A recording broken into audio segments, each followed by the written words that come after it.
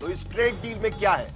जिस trade deal का साल भर से करीब करीब इंतजार था कि भारत और अमेरिका के बीच में ट्रेड डील होगा, और होगा तो किस तरीके से होगा, क्या होगा, क्या भारत के फायदे में होगा, तमाम सवाल थे। और इन सभी सवालों का अब जवाब मिल चुका है, क्योंकि भारत और अमेरिका के बीच ट्रेड डील हो चुका है और अब ये लागू भी हो चुका है। मतलब 50% अमेरिकी टैरिफ को अब 18% किए जाने का फायदा हिंदुस्तान को मिलने लगा है।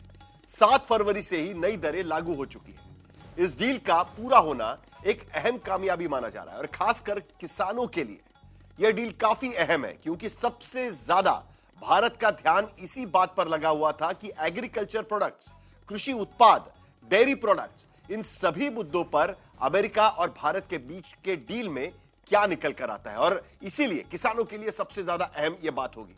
इस पूरे समझौते की में कई प्रोडक्ट्स को डील से बाहर रखा गया। इसका मतलब साफ है कि जो एग्रीकल्चर प्रोडक्ट्स को लेकर चिंता किसानों में थी, अब वो दूर हो सकती है, क्योंकि उसको प्रोटेक्ट किया गया, संरक्षित किया गया है।